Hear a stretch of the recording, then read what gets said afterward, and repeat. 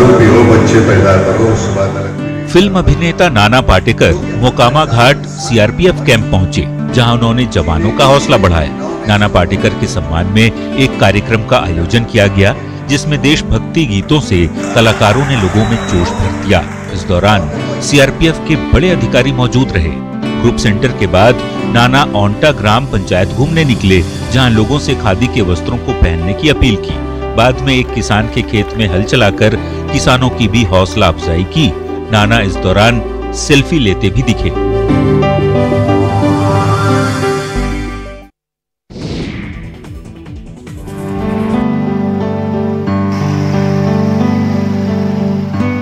Scooty लेकर गलियों में घूमता ये शख्स किसी परिचय का मोहताज नहीं। जी हाँ, ये हैं केबीसी में करोड़पति बने सुशील कुमार। सुशील आजकल एक नेक काम की वजह से चर्चा में है। इन्होंने गोरैया संरक्षण के लिए चंपारण में अभियान चलाया है। हर दिन स्कूटी में कांटी, हथौड़ी और गोरैया का घोंसला लेकर निकल जाते हैं। 1 साल से जारी सेव द पैरो अभियान के तहत कई घरों में घोंसले लगाए गए हैं। सुशील की इस पहल से विलुप्त होने के कगार पर पहुंची पक्षी गोरैया की संख्या में इजाफा हुआ है। इससे पहले सुशील ने चंपा से चंपारण अभियान चलाया था, जिसके तहत जिले में लाखों चंपा के पौधे लगाए गए थे। मार्च 2019 से शुरू किया। 20 मार्च को विश्व गौरैया दिवस मनाया जाता है। उस दिन हम लोगों ने कुछ जगहों पे गौरैया का घोंसला लगाया और फिर शुरू किया।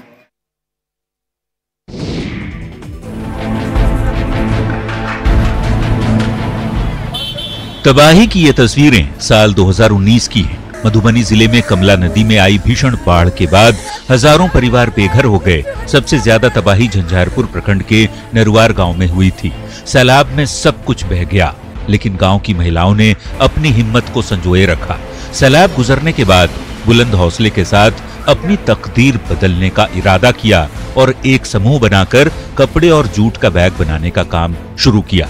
धीरे धीरे इनकी कोशिशें रंग लाती गई। वर्तमान में इन महिलाओं ने घर आंगन जीविका हैंडीक्राफ्ट नाम से गांव के अंदर ही लघु उद्योग स्थापित कर दिया। कोरोना काल में ये महिलाएं मास्क बना रही हैं, जिसके लिए बड़े पैमाने पर ऑर्डर भी मिल रहे हैं। यहाँ पर काम करे और कहीं बाहर नहीं जाना चाहिए। बाहर जाके क्या कुछ नहीं मिलता है। बाहर में भी अभी कोरोना का आती है तो सब बाहर से यहीं आ गए हैं।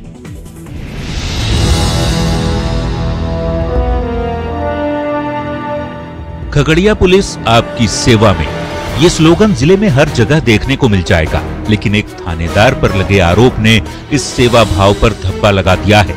मामला चित्रगुप्त नगर थाने का है, जहां के थानाध्यक्ष और टाइगर मोबाइल पर गंभीर आरोप लगे हैं। एक युवक ने बताया कि वो 14,60,000 रुपये लेकर बैंक में जमा करने जा रहा था, तभी पुलिस की टीम पकड़कर थाने ले आई और पैसे गायब कर शराब रखने के आरोप में जेल भेज दिया।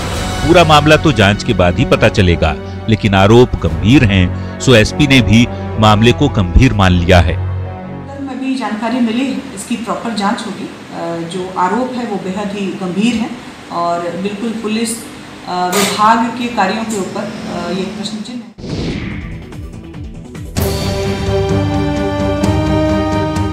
आए दिन लोगों से भरा रहने वाला बरही थाने में सन्नाटा पसरा है। जीटी रोड के बगल में स्थित इस थाने पर लॉ एंड ऑर्डर की बड़ी जिम्मेवारी है, लेकिन अभी गेट पर नो एंट्री का बोर्ड चस्पा कर दिया गया है। साथ ही थाने को कंटेनमेंट जोन घोषित कर दिया गया है। दरअसल 3 दिन पहले फरार आरोपी को पुलिस ने गिरफ्तार किया था। जब उसकी जांच कराई गई तो वो कोरोना पॉजिटिव निकला। संक्रमण की पुष्टि होते ही थाने में खलबली मच गई। 58 पुलिसकर्मियों और अधिकारियों को क्वारंटीन कर दिया गया। फिलहाल थाने का कामकाज बरही अनुमंडल कार्यालय से ही संचालित हो रहा है। इसके लिए दूसरे थानों से जवान और अधिकारियों को डिप्यूट किया गया है। बरही थाना को हम लोग कंटेनमेंट जोन घोषित किए हैं और उनके जितने भी पदाधिकारी या कांस्टेबल या पदाधिकारी, उन सबको हम फॉर द टाइम बीइंग कि जब तक कि गवर्नमेंट के प्रोटोकॉल के हिसाब से 6वें दिन हम उनका सैंपल नहीं लेते।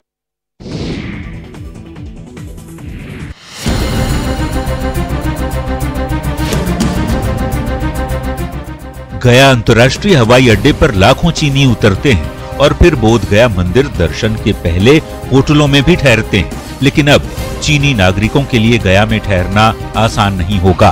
दरअसल गलवान में चीनी सैनिकों के कायराना हरकत से लोगों में नाराजगी है। कई जगहों पर विरोध प्रदर्शन देखा जा रहा है।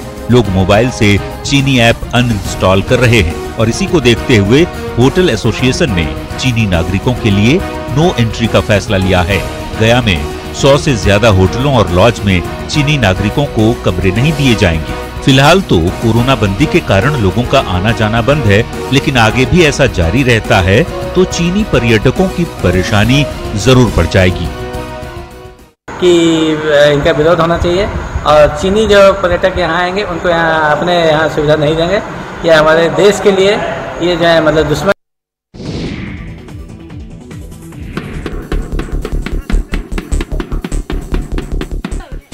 स्कूल की छत पर टेंट लगाकर अस्थायी आशियाना बनाते इन आदिवासियों को देखिए। ये कोई प्रवासी मजदूर नहीं जो क्वारंटीन का उपाय कर रहे हैं। ये तो घाटशिला के गुड़ाबांधा के पावरडीह गांव के निवासी हैं। दरअसल चारों ओर से पहाड़ी, नाला और झाड़ियों के बीच ये छोटा सा गांव बसा है, जहां जंगलों से भटककर हाथी और दूसरे जानवर आते रहते हैं। बीते दिनों हाथियों के झुंड ने 6 घरों को तोड़ दिया। 15 हाथियों का झुंड अभी भी इलाके में घूम रहा है। ऐसे में गांव के लोग दहशत में हैं और बचने के लिए स्कूल की छत पर शरण ले रहे हैं। हालांकि डर यहाँ भी है, लेकिन इससे बचने के लिए मशाल जलाते हैं और ढोल और नगाड़े बजाते हैं। पहले से ही मूलभूत संसाधनों की कमी झेल रहे ग्रामीणों के लिए ये बड़ी मुसीबत है। हाथी आता है, रात को आता है और ऐसे घर भी तोड़ देता है आके। हम लोग कहाँ रहेंगे? इसी चलते हम लोग स्कूल का ऊपर में है।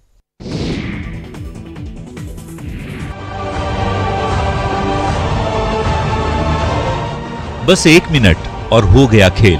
ये चोरी है या शरारत, इसका पता नहीं चला है, लेकिन महज 1 मिनट में कैसे आपकी स्कूटी गायब हो सकती है, इस वीडियो को देखकर अंदाजा लगाया जा सकता है। तस्वीरें राजस्थान के 12 की है। सीसीटीवी का ये फुटेज देखिए। ये कोई शातिर चोर नहीं, बल्कि स्कूली बच्चा है। कंधे पर स्कूल बैग भी है। दोनों बच्चे दूर तक स्कूटी को धकेलते हैं और फिर रुककर स्कूटी को हिलाते डुलाते भी हैं। जब स्कूटी स्टार्ट नहीं होती तो बड़ा बच्चा स्कूटी को धकेलता है और छोटा हैंडल संभालता है। स्कूटी तो पुलिस ने जब्त कर लिया, लेकिन दोनों बच्चों को अभी नहीं खोजा जा सका। पूछताछ के बाद ही ये साफ हो पाएगा कि ये चोरी थी या शरारत। लेकिन इतना तो तय है कि जब आप अपनी गाड़ी पार्क करते हैं तो फिर ध्यान भी रखना होगा, नहीं तो फिर हाथ मलते रह जाएंगे।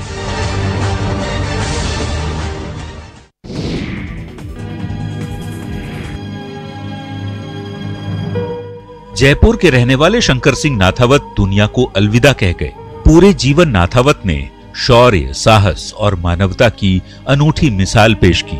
सेना के जाबाज अधिकारी रहे शंकर सिंह नाथावत ने दुश्मनों को हर मोर्चे पर धूल चटाई थी। 1946 में भारतीय सेना के लोकेटिंग रेजिमेंट में भर्ती हुए और फिर इस वीर सपूत ने पाकिस्तान हो या चीन, हर युद्ध में अपने शौर्य और अदम्य साहस का परिचय दिया। राष्ट्रपति पुरस्कार से लेकर दर्जनों सम्मान से सम्मानित हुए। शंकर सिंह ऐसे सैनिक थे जो आवाज सुनकर निशाना लगाते थे। 2007 में उन्होंने देहदान का फैसला किया और जब 90 साल की उम्र में दुनिया को अलविदा कहा तो जरूरतमंदों को नया जीवन दे गए।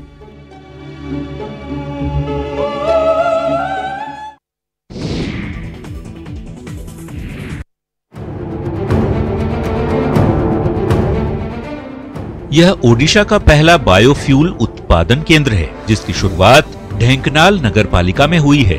यहाँ उच्च गुणवत्ता वाली खाद कचरे से बनाई जाती है, जो शहरी क्षेत्रों में रहने वाले लोगों के घरों से इकट्ठी की जाती है। खाद का उपयोग बिना किसी दुष्प्रभाव के खेत में और बागवानी में किया जा सकता है। इस प्रस्ताव के लिए नगरपालिका क्षेत्रों में प्रत्येक घर से अलग से गीला कचरा इकट्ठा किया जाता है। सभी कचरे को प्रसंस्करण इकाई में चरणबद्ध तरीके से उर्वरक में परिवर्तित किया जा रहा है। इसके लिए संगठन के लोग घर घर जाकर लोगों से अपील करते हैं कि कचरे को बाहर न फेंकें, नगरपालिका के कूड़ेदान में ही डालें।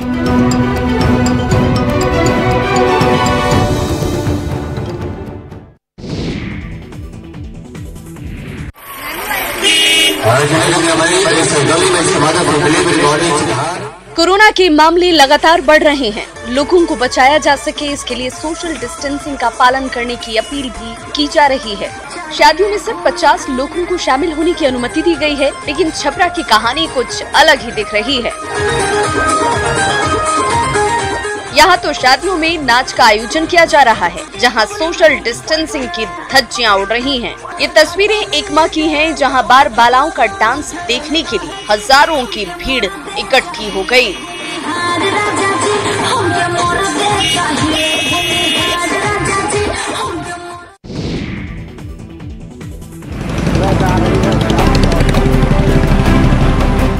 जरा हट के, जरा बच के। ये मधेपुरा है जनाब। जी हाँ, वही मधेपुरा जहां से लालू प्रसाद और शरद यादव तक सांसद रह चुके हैं। लेकिन जरा सड़क को देखिए, इसे सड़क कहने में भी संकोच होगा। हर दिन दुर्घटनाएं होती रहती है। देखिए इस मोटरसाइकिल सवार को, ट्रैक्टर के सामने आते ही लुढ़क गया और फिर दही पानी में बहने लगा। थोड़ा और आगे बढ़ने पर दूसरा बाइक सवार भी गिरा हुआ दिखा। अब इस ट्रक को देखिए, ऐसा फंसा कि जेसीबी लगाना पड़ा और इन सब के बीच गाड़ियों की लंबी कतारें।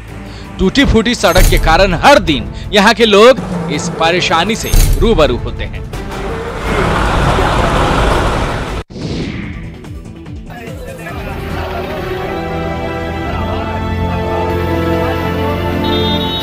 विरोध के लिए धरना प्रदर्शन और कई तरीके आपने देखे होंगे, लेकिन मुजफ्फरपुर में विरोध का अलग ही तरीका दिखा। पेट्रोल और डीजल की बढ़ी कीमतों से परेशान ऑटो चालकों ने अपने ऑटो को बैलगाड़ी की तरह खींचकर विरोध जाहिर किया। चालकों ने केंद्र सरकार के खिलाफ प्ले कार्ड दिखाया और जमकर नारेबाजी की।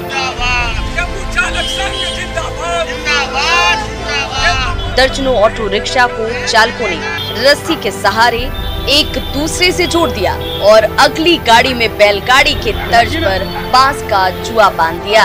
इस दौरान कई किलोमीटर ऐसे ही ऑटो को खींचकर चलते रहे।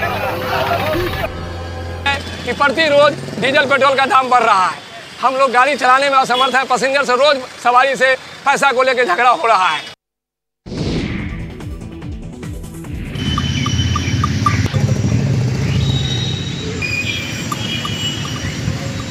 गाय और बैलों की गले में बंधी घंटियां सुखद एहसास दिलाते हैं।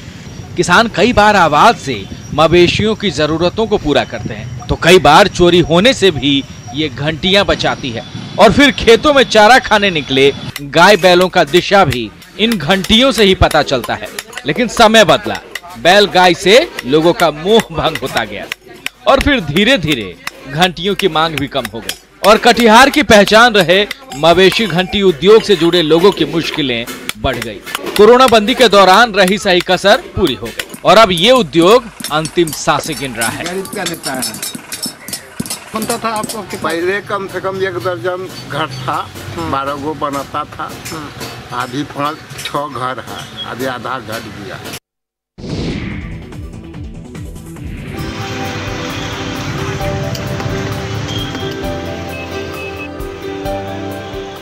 कपड़ों पर कारीगर की कैंची चलने लगी है।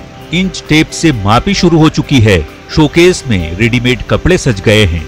दरअसल लॉकडाउन के कारण कपड़ों की बिक्री बंद हो गई थी, लेकिन अब अनलॉक 1 में जब दुकानें खुली तो सेल जोरों पर है। चुनावी साल होने की वजह से व्यवसाय से जुड़े लोगों में उत्साह है। पटना में विधायक आवास के आसपास खादी की ढेरों दुकानें दिख जाएंगी, जहां घंटे 2 घंटे में कुर्ता पाजामा तैयार किया जाता है। दुकानदार मानते हैं कि विधानसभा चुनाव को लेकर नेता लोग कपड़े सिलवा रहे हैं। चुनाव में जीत हार तो होती रहेगी, लेकिन फिलहाल तो खादी व्यवसाय से जुड़े लोगों के चेहरे पर मुस्कान लौट आई है। ताकि इस बार जो है चुनाव बहुत जोरों का टक्कर का होगा, इसलिए अभी से ही आदमी लोग ले रहे हैं कपड़ा उपड़ा।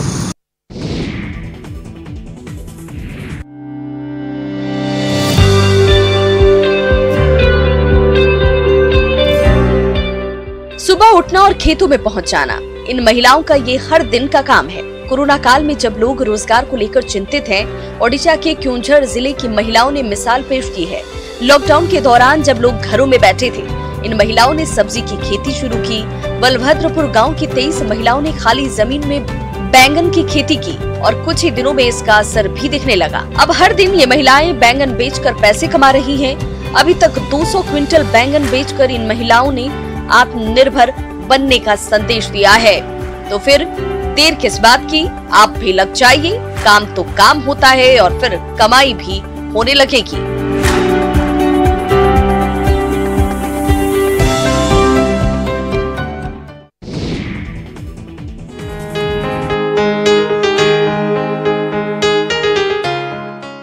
बच्चों को बेहतर शिक्षा मिले, ये हर माँ बाप की चाहत होती है। खासकर बात अंग्रेजी मीडियम की हो तो क्या कहने, लेकिन अंग्रेजी स्कूलों की मोटी फीस सबसे बड़ी बाधा होती है। लेकिन राजस्थान सरकार ने इसे लेकर बड़ी पहल की है।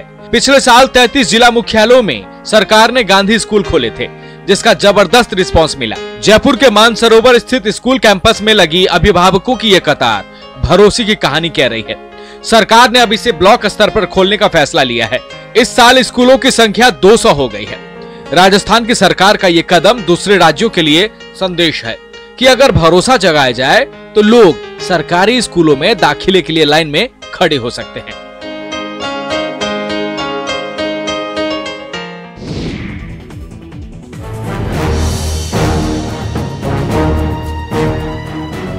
कोरोना वायरस दुनिया भर में अपना आतंक फैला रहे हैं। भारत में कोरोना वायरस के लड़ने के लिए 2.5 महीने के लॉकडाउन के बाद अनलॉक कर दिया गया है, मगर चेन्नई जैसे कुछ राज्यों ने लॉकडाउन को जारी रखा है। इसके बावजूद कई लोग तफरी के लिए गाड़ी लेकर निकल जाते हैं, जिस पर तमिलनाडु पुलिस ने सख्ती बरती है। एक साथ लाइन में जो हजारों गाड़ियां दिख रही हैं, ये चेन्नई पुलिस ने लॉकडाउन के दौरान जब्त की है। पुलिस ने 5 लाख के ऊपर गाड़ियों को जब्त किया है। और तो और चेन्नई में रहने वाले पूर्व भारतीय क्रिकेट खिलाड़ी रॉबिन सिंह को नियमों का उल्लंघन करना भारी पड़ गया है। चेन्नई पुलिस ने रॉबिन द्वारा नियमों को तोड़ने के लिए उनकी कार को सीज कर लिया है।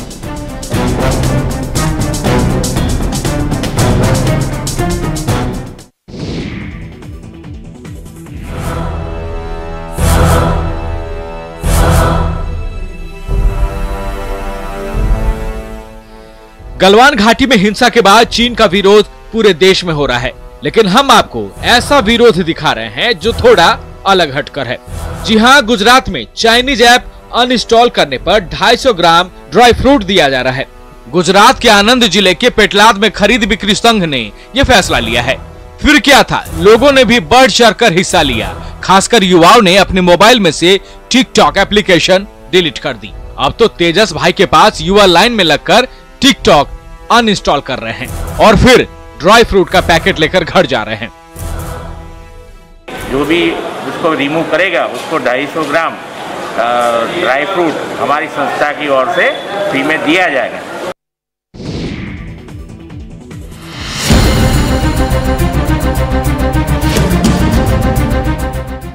सीआरपीएफ को आप बेहतरीन केंद्रीय बल के रूप में जानते होंगे, जो अपनी सेवा के लिए जानी जाती है। लेकिन सीआरपीएफ सामाजिक जिम्मेदारियां भी बढ़ चढ़कर निभाती है। जवानों की ये टुकड़ी खूंटी के वीरबांकी कैंप की है, जो सुदूर नक्सल इलाका अड़की पहुंची है। मुख्य कमांडेंट के साथ पहुंचे जवानों ने कोरोना को लेकर लोगों को जागरूक किया और साथ ही पर्यावरण के महत्व को समझाया। कुछ जवानों ने वृक्षारोपण किया और फिर युवाओं को भी पेड़ लगाने के लिए प्रेरित किया। कार्यक्रम के अंत में वीडियो ने भी सभी को एक पौधा देकर स्वागत किया। ग्रामीणों में जवानों की इस पहल को लेकर खुशी देखी जा रही है, ताकि लोगों को एक विश्वास जगे और विकास की जो यहाँ पर है गति जो है आरंभ हो। और आप उस चीज़ को देख रहे हैं कि यहाँ के लोग काफ़ी जागरूक हो गए हैं। इनसे हमारी मैत्रिक संबंध हो गया है स्थानीय लोगों के साथ। इनका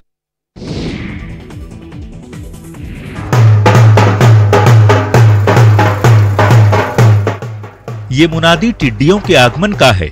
जी हां, हरियाणा झज्जर तक टिड्डियों का दल पहुंच चुका है। ऐसे में स्थानीय स्तर पर लोगों से अपील की जा रही है कि जमीन के मालिक अपने अपने खेतों में पहुंच जाएं। ये तो मुनादी हुई और फिर जब किसान खेतों में पहुंचे तो सायरन बजाकर टिड्डियों को भगाया गया।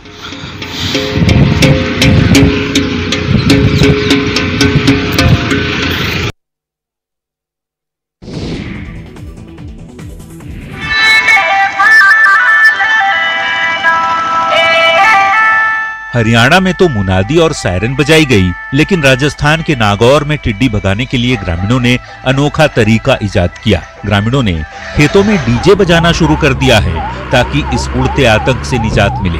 परेशान किसानों ने भाड़े पर डीजे मंगवाकर खेतों में तेज आवाज में डीजे बजाकर टिड्डियों को भगाया। दरअसल किसान थाली और ढोल तो कई दिनों से बजा ही रहे थे, लेकिन जिद्दी टिड्डियों पर इसका असर कम हो रहा था। ऐसे में नागौर जिले के किसानों ने टिड्डियों को भगाने के लिए डीजे बजाने का ही फैसला किया।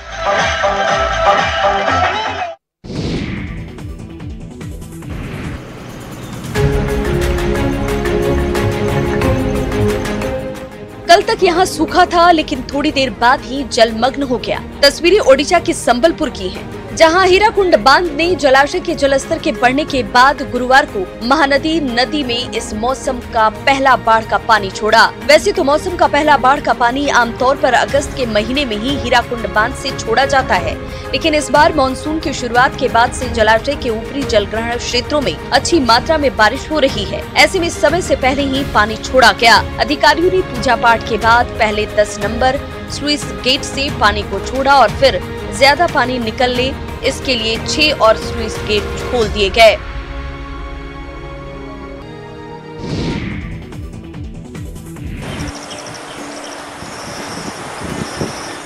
छह जुलाई से सावन महीना शुरू हो जाएगा, लेकिन देवघर बाबा मंदिर परिसर सुनसान है। हर साल अब तक सावन को लेकर तैयारियां पूरी हो जाती थी, लेकिन लगभग 3 महीने का लॉकडाउन और अब अनलॉक 1 में भी धार्मिक स्थलें बंद है। झारखंड सरकार ने राज्य में लॉकडाउन की अवधि 31 जुलाई तक बढ़ाने का फैसला किया है। ऐसे में देवघर में 5 जुलाई से मेला शुरू होने की संभावना पर ब्रेक लग गया है। सबसे बड़ी बात है कि श्रावणी मेला इसी क्षेत्र के लिए आर्थिक रीढ़ माना जाता है। कई तरह के सामान से लेकर प्रसिद्ध चूड़ा और पेड़ी की दुकानें सस्ती है, लेकिन 31 जुलाई तक लॉकडाउन अवधि बढ़ाए जाने के बाद उम्मीद ना के बराबर रह गई है। श्रद्धालु कोई आते हैं, उसमें से कोई यदि कोरोना पॉजिटिव है तो वो सब कोई को माने पॉजिटिव करने में समर्थ है। इसलिए हम चाहते हैं, इस बार हम लोग चाहते हैं जो इस बार मेला नहीं लगे तो अच्छा है।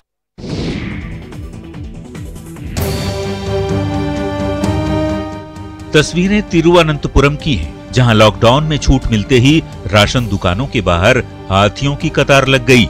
जी, दरअसल केरल की सरकार ने घरेलू हाथियों के लिए भी राशन की व्यवस्था की है। आमतौर पर मंदिर में पूजा और त्योहारों के पहले हाथियों को बढ़िया दाना दिया जाता है, लेकिन अब राज्य के 512 हाथियों को सरकार राशन देगी। सरकार ने कुपोषण से बचाने के लिए अनाज देने की योजना भी शुरू की है, जिसके तहत हाथियों को भी इसका लाभ दिया जा रहा है। हाथियों को गेहूं की बोरियां दी गई हैं, साथ ही पैकेट दिया गया जिसमें चावल, रागी, गुड़ भी शामिल है। एक हाथी के लिए 16,000 रुपये का भोजन उपलब्ध कराया गया। हाथी के मालिक सरकार के फैसले से काफी खुश हैं।